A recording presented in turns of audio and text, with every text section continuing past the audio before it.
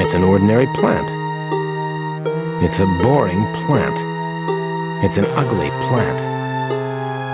It's a herbaceous plant. Good day to you, sir. Does Sir wish me to find a replacement for his jacket?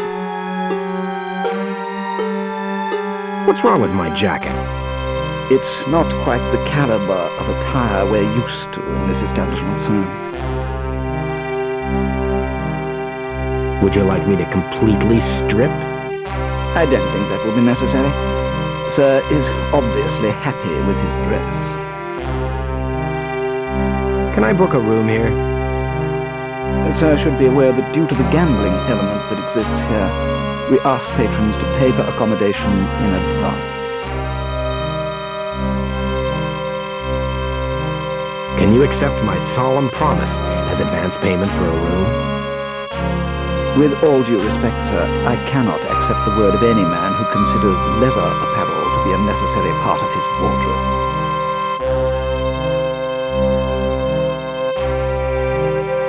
Do you know how to play any of the games in the casino? I do not frequent that area of this complex. Can you lend me some money? Surely, sir, is joking. Do you understand all that polite etiquette stuff? Of course, sir. One should learn that it is a crime to perform an action that would offend your associates. That's similar to one of my sayings. The more offenders I associate with, the greater criminal actions I can learn. Can you explain which cutlery I should use at dinner? Certainly, sir. You should use the outer cutlery first and work your way inwards. Oh, the question I really wanted answering was whether to use the plastic fork or cardboard spoon to scoff my beans. So what's wrong with drinking out of a saucer? Sir, that is the habit of an animal. Sounds like you've been talking to some of my ex-girlfriends. It's been an education talking to you. Goodbye, sir.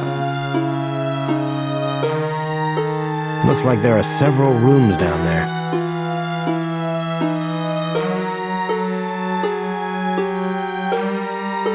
I'm awfully sorry. Only registered guests are permitted through to our suites.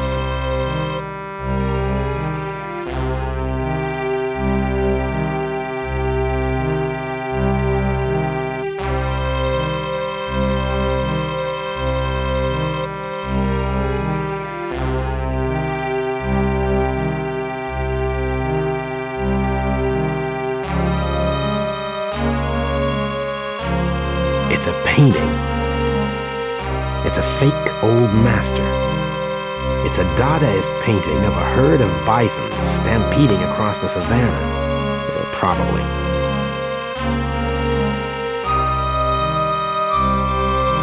Some things aren't worth having. There's no point in doing that.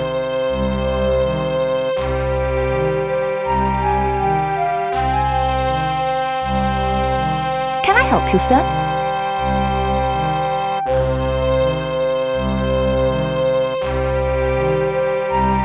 She's the receptionist. Do you need any help, sir? Your boss wanted to see me. Yes. Mr. Ladd, isn't it? Please go on through. Do you need any help, sir? What are you doing with those papers? I'm busy sorting out these sheets alphabetically, whilst cross-referencing the indexes with the alternately titled contents pages. Of course, that's as well as filing the predated referral codes against the sequentially referenced order numbers.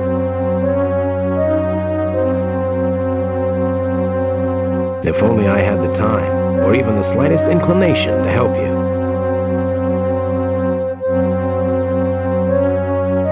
Hello there, and to whom do I have the pleasure of talking? My name is Miss Fjord, sir. Can I call you by your first name, Miss Fjord? My first name is Harasionetta. For the sake of proper office etiquette and to save your pronunciation efforts, I would prefer to use Miss Fjord, sir. And what does Miss Fjord do here? I run this office, sir. I am responsible for controlling appointments, controlling correspondence, and handling all administration. I've never been called sir so much. And what are you normally called, sir? You know, you'd be great at feeding the straight lines in a comedy act. Oh no, sir. I'm quite happy in this job. I just bet you are. You have quite an unusual name. Yes, I know, sir. My parents insist it was after some ancient Earth video star. In my experience, most parents are struck by a sudden impulse to come up with a really original name, which invariably leads to a life of misery for their poor child.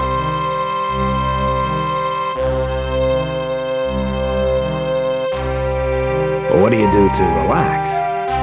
I must confess, sir, that occasionally I do let myself go a bit. I permit myself to indulge in a bit of filing.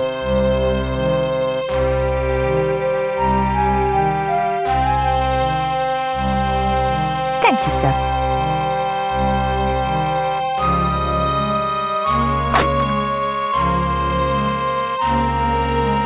Well, well, well. If it isn't my old buddy Jack T. Ladd. Tenant, what are you doing here? And why are you sitting in the boss's chair? Why do you think, Jack? I am the boss. It's a trashy reprint of an old poster. It's connected to the resort's central computer. I bet he's never been there. It's a window leading to the balcony. This must be the boss's office. The plants have been watered. I wonder if anybody ever talks to these plants. It's a luxury desk for head honchos.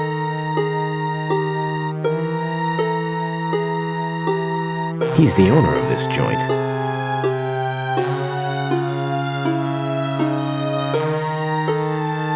How did you get to be boss here? Piece of cake, Jack. I won the whole place in a card game. The stakes were real high that night. If I would have lost, my chances of ever having kids would have been cut by half. Literally.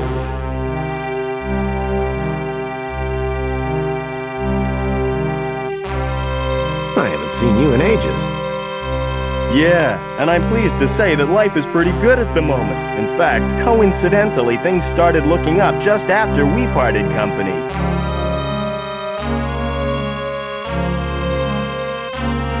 How's your love life? Definitely on the up. In fact, I think you're about to see for yourself.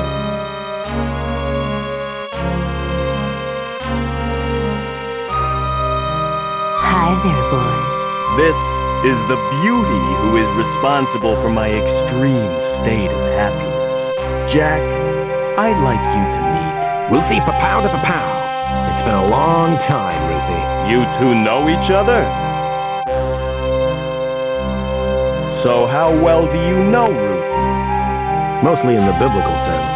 We had a thing going a while ago. It was your usual story of boy meets girl, girl meets boy, boy meets girl's Grandlord Master Father. Girl's father creates secret crystal to gain access to another dimension holding universe's tax records. Boy uses crystal to destroy Lord Master's Sky City. Girl and boy set off into sunset. Girl dumps boy and runs off with record producer who says he can make her a star. Anyway, that's a different story.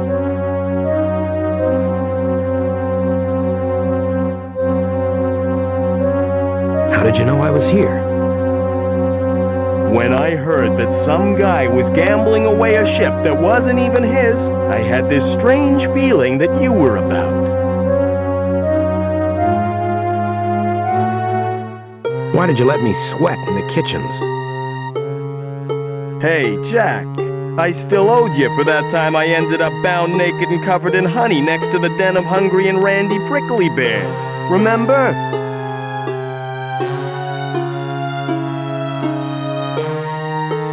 Can I have my ship back? I'm real sorry, Jack. Please understand that I can't be seen to grant special favors to my old drinking pals.